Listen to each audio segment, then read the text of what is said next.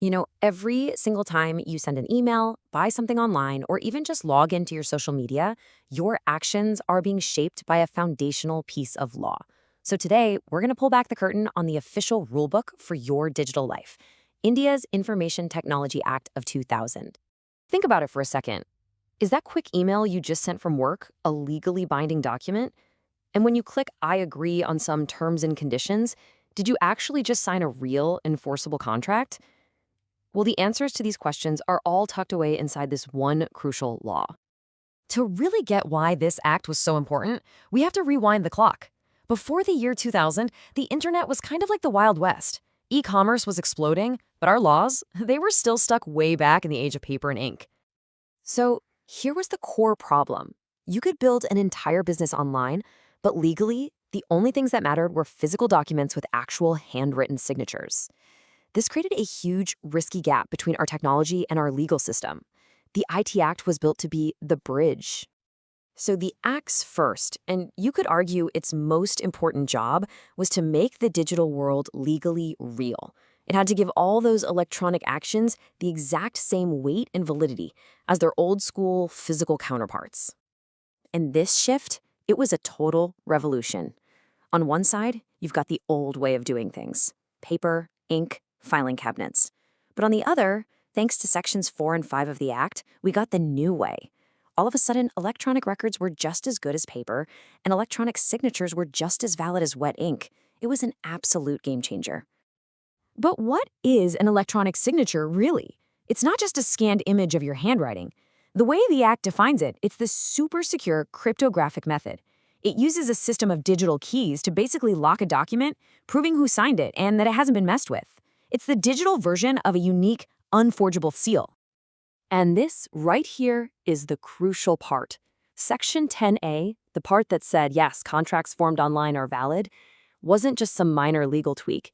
It became the bedrock, the very foundation for India's entire e-commerce scene, online banking, and the whole digital economy that we live in today. But this revolution wasn't just for private companies and online shopping. The IT Act also laid down the tracks for completely changing how we, as citizens, interact with the government itself. And here's what that looks like in the real world.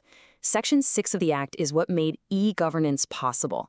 It meant you could finally file official documents from home, get your licenses and permits sent straight to your inbox, and pay government fees online. This was all about making government faster and easier to deal with.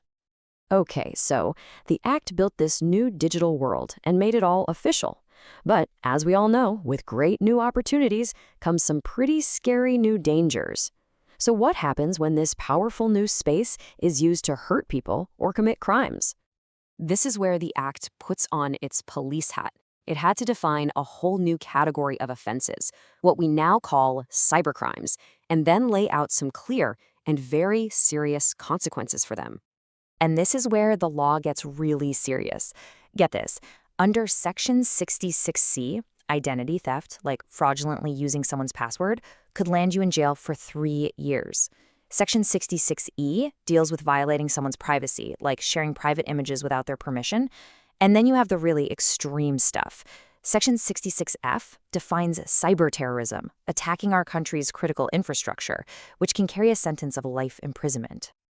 But hey, a law is just words on a page if there's no one around to enforce it, right?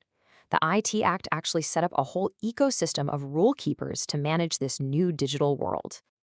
So first up, you have the Controller of Certifying Authorities. Under Section 17, this is the main technical regulator.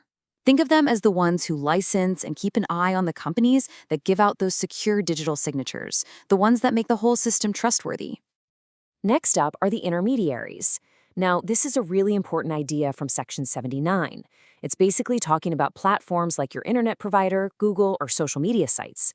Now, they aren't held liable for what their users post, but they have a super important job to cooperate with police and take down illegal content when they're told to. And finally, the Act gives specific and pretty powerful responsibilities to the government.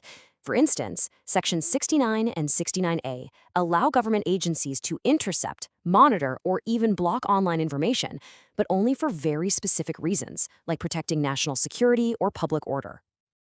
So, when you step back and look at the whole picture, you can see that the IT Act of 2000 has this powerful dual legacy that pretty much shapes our lives every single day.